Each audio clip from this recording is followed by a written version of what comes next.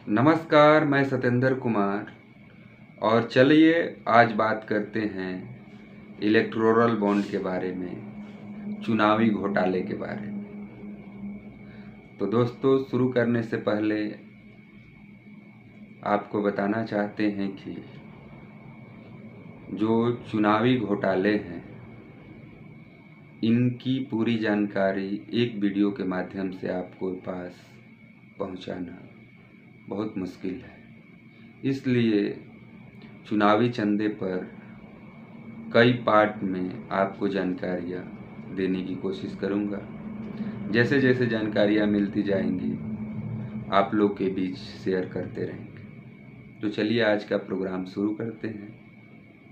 SBI ने मार्च 2018 से मार्च 2019 के बीच का डेटा नहीं दिया है, क्योंकि इसके बारे में कोर्ट का आदेश नहीं था, ऐसा एसबीआई का मानना है। तो 2018 से 2019 के बीच का डेटा जो अभी चुनावी चंदे का इलेक्टोरल बॉन्ड का जो खबरें आया है, उसमें उतने दिन के जो बॉन्ड खरीदे गए थे उसकी जानकारी नहीं, जो कि 2.5 हजार करोड़ का मामला था। अभी उसकी जानकारी एसबीआई ने नहीं दी है। जिन आंकड़ों को आपके सामने एसबीआई ने रखा है वो आंकड़े 1 अप्रैल 2019 से 15 फरवरी 2024 तक के हैं, जिसमें 12,516 करोड़ के बॉन्ड खरीदे गए हैं। इसमें से 6,000 करोड़ रुपया से अधिक की राशि कुल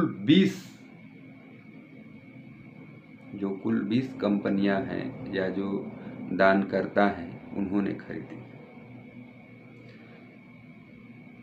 यूनिक नंबर आते ही राजनीतिक संबंध और दानदाताओं का पता चल जाएगा कि किस कंपनी ने किस पार्टी को कितना चंदा दिया है। अभी यूनिक नंबर नहीं आने से ये बात नहीं पता चल पाई है कि किस कंपनी ने इलेक्टोरल बॉन्ड किस पार्टी को दी है, लेकिन ये पता चल गया है कि किन किन कंपनियों ने कितने कितने हजारों करोड़ के बॉन्ड खरीदे हैं और टोटल किन पार्टियों को कितना बॉन्ड के माध्यम से चंदा मिला है। तो इस कड़ी में कुछ कंपनियों का जिनका नाम टॉप 10 में है, उनके नाम हम आप लोग के बीच में शेयर करना चाहते हैं।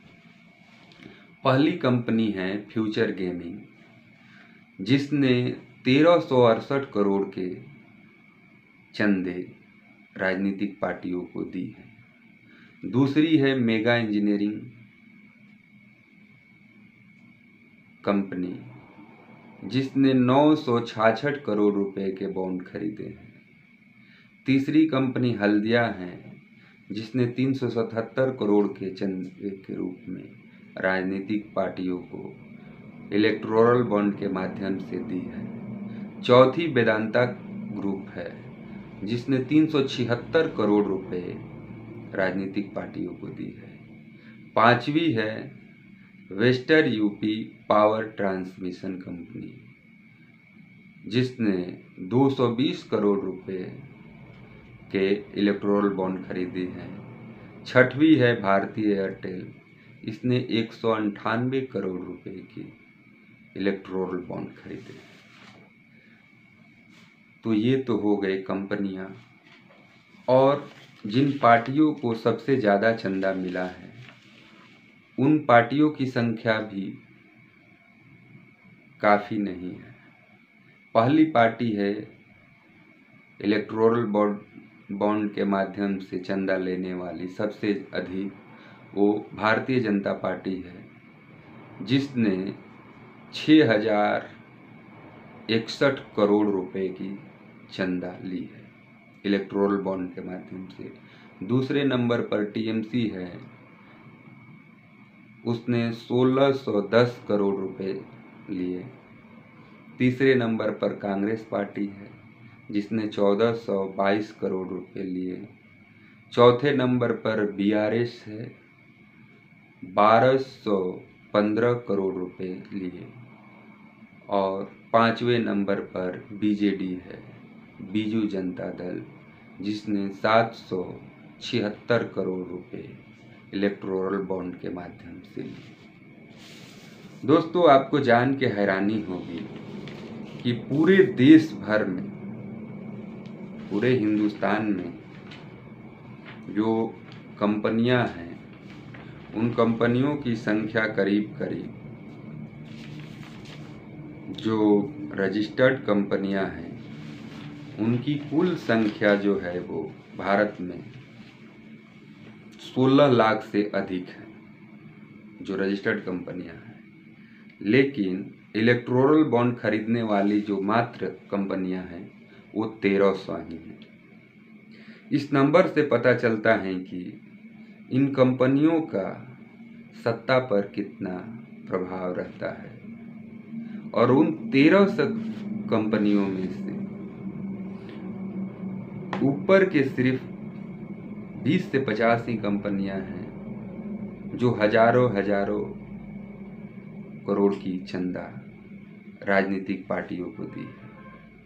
इस आंकड़े में आप यह भी देख रहे होंगे कि उन्हीं पार्टियों को इलेक्टोरल बॉन्ड मिले हैं, खास करके जो पार्टियां सत्ता में हैं, चाहे वो भारतीय जनता पार्टी हो, मोदी जी की पार्टी जिसको 6061 करोड़ मिले हैं, चाहे तृणमूल कांग्रेस है, ममता बनर्जी की पार्टी जो बंगाल में है, उसको 1610 करोड़ मिले हैं। और तीसरी पार्टी कांग्रेस है, तो कुछ प्रदेशों में कांग्रेस की भी सरकारें थी, तो वहां पर 1422 करोड़ मिले हैं। चौथी पार्टी जो है वो बीआरएस है। बीआरएस पार्टी दोस्तों, आपको पता होगा कि बीआरएस जो पार्टी है वो एक ही स्टेट की पार्टी है और उसने इतना पैसा नहीं बना पाई जितना कि अन्य पार्टी बनाए, क्योंकि वो एक क्षेत्रीय पार्टी है। भारत राष्ट्र समिति बीआरएस पार्टी जो है। उसके बाद चौथी पार्टी जो है बीजू जनता दल, उड़ीसा, सुने होंगे आप। काफ़ी दिनों से, करीब 20 सालों से वो मुख्यमंत्री बने हुए हैं। उनको भी 776 करोड़ रुपए के इलेक्टोरल बॉन्ड के माध्यम से चंदा मिले। ये जितनी राजनीतिक पार्टियां हैं और जो कुछ खास कंपनियां हैं, वो इलेक्टोरल बॉन्ड के माध्यम से तो चंदा दे ही रही हैं, कुछ कैश भी चंदा देती हैं जिनका कहीं हिसाब किताब नहीं रहता है, और वो दूसरी कंपनियों को प्रभावित करती हैं और अपने नाम ठीके करवा लेती हैं। जो भी नए नए टेंडर होते हैं उन्हीं के नाम हो जाता है। आप एक आंकड़े के माध्यम से समझिए कि 2006 से 14 के बीच में जो टेलीकॉम कंपनियां हैं, आपके आसपास कितनी कंपनियां थी, और 14 के बाद धीरे धीरे सारे कंपनियां एक दूसरे में मर्ज होती गई या बिकती गई या बंद होती चली गई। आज उनकी संख्या कितनी है? जो कभी बीएसएनएल, एमटीएनएल हुआ करता था, जिसके लाखों करोड़ उपभोक्ता होते थे, उनका कहीं नाम चर्चा, कोई सिम लेने वाला भी नहीं बचा हुआ है। और कुछ खास कंपनियां हैं, 2-4 ही कंपनियां आज मार्केट में रह गई हैं टेलीकॉम सेक्टर की।